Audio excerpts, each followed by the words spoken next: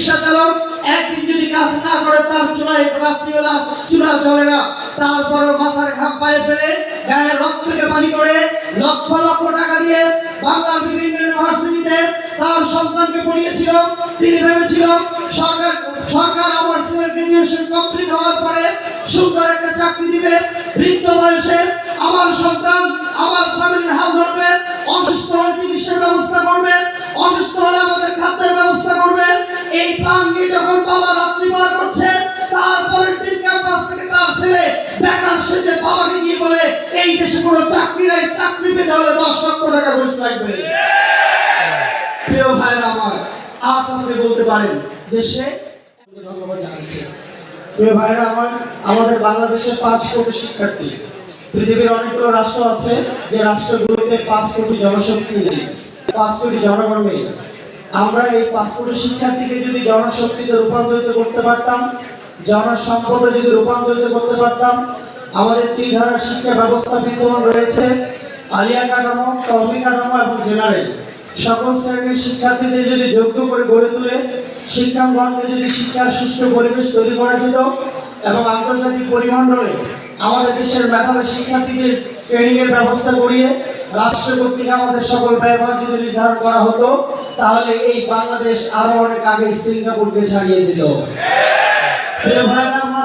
আমরা লক্ষ্য করছি, আমরা দেখেছি বাংলাদেশে যাদেরকে সব থেকে মেধাবী বলা হয়, যারা A+ কিংবা GPA 5 গোল্ডেন পেয়ে থাকে। বাংলাদেশে প্রতি বছর 1 লাখ থেকে 1,20,000 শিক্ষার্থী A+ এবং GPA 5 পাচ্ছে কিংবা গোল্ডেন পাচ্ছে। আজ বাংলাদেশের যতগুলো ইউনিভার্সিটি আছে, সকল ইউনিভার্সিটিগুলো মিলিয়ে মাত্র আসন সংখ্যা আছে 80 থেকে 90,000।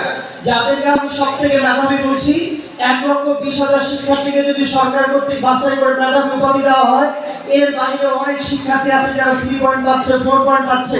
তাদের বিষয়টা যদি আমি বাদ রেখে দেই, শুধুমাত্র GPA 5 এবং গোল্ডেন কিন্তু ছাত্রদেরকে যদি হিসাবে আপনি নিয়ে আসেন, তাহলে এরা পাবলিক ইউনিভার্সিটিতে পরীক্ষা দেওয়ার পরেও আরো কমপক্ষে 20 থেকে 40,000 শিক্ষার্থীর আসন সরকার নিশ্চিত করতে পারে না। প্রিয় ভাইরা আমার, তাহলে তারা কথাই বলতে হবে। আমার এই বাংলাদেশে প্রায় 80% মানুষ হচ্ছে শ্রমিক, কৃষক, মজুর।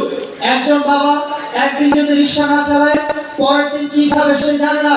একজন কৃষক একবার যদি ফসল নষ্ট হয়ে যায়, এর পরের বছর কিভাবে চলবে সে জানে না। একজন ছেলে 1 মাস যদি মাছ না ধরে, পরে কিভাবে চলবে সে জানে না। একজন ভ্যান চালক, অটো চালক, রিক্সা চালক একদিন যদি কাজ না করে তার চুলায় রাত্রিবেলা চুলা চলে না, তারপর মাথার ঘাম পায়ে ফেলে গায়ের রক্তকে পানি করে লক্ষ লক্ষ টাকা দিয়ে বাংলার বিভিন্ন ইউনিভার্সিটিতে তার সন্তানকে পড়িয়েছিল। তিনি ভেবেছিল সরকার আমার ছেলের গ্রাজুয়েশন কমপ্লিট হওয়ার পরে সুন্দর একটা চাকরি দিবে, বৃদ্ধ বয়সে আমার সন্তান আমার ফ্যামিলির হাল ধরবে, অসুস্থ হলে চিকিৎসার ব্যবস্থা করবে, অসুস্থ হলে আমাদের খাদ্যের ব্যবস্থা করবে।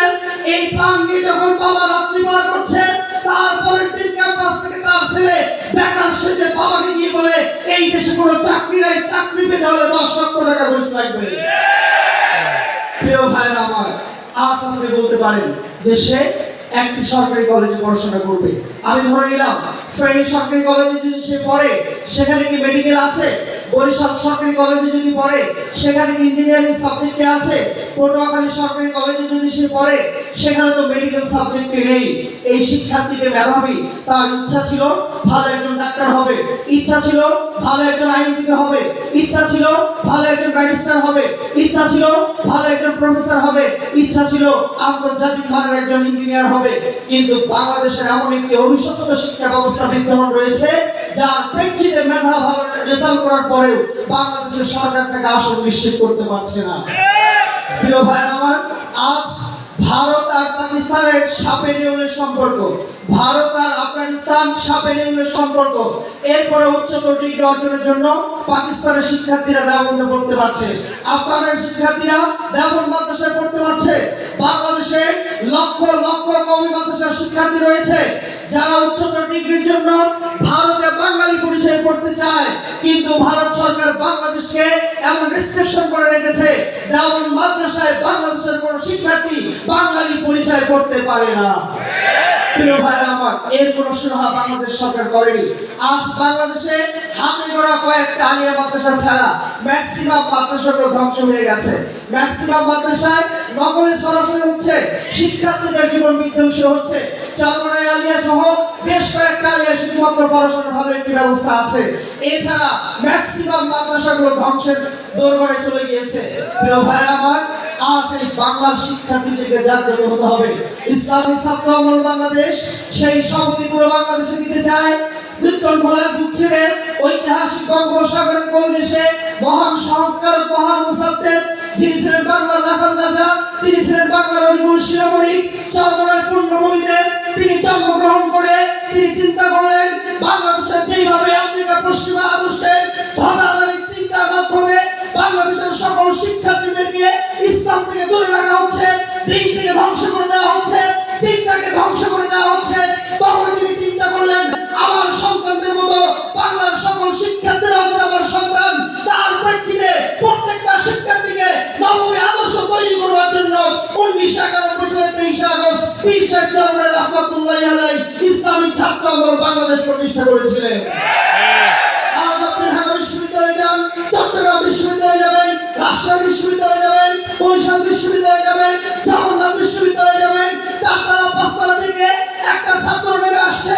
তার পূর্বে যখন ক্লাস শেষ হয়েছে, কেউ বা মেয়ের হাত ধরে, কেউ বা গানের আড্ডায়, কেউ বা মদের আড্ডায়, কেউ বা আজকে নেশাগ্রস্ত, ঠিক সেই মুহূর্তে মাথায় পাগড়ি পরে, গায়ে পাঞ্জাবি পরে, হাতে তসবিহ নিয়ে আল্লাহর নাম গুনগুন করে জিকির করে করে চারতলা পাঁচতলা থেকে নেমে মসজিদের দিকে যাচ্ছে।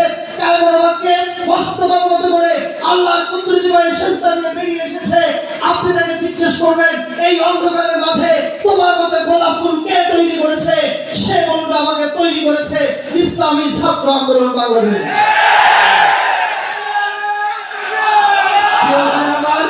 এই জন্য আমাদের সকল শিক্ষার্থীকে আমরা বলতে চাই, আসল রক্ত দিয়ে বাংলাদেশের দ্বিতীয় স্বাধীন আমরা করেছি।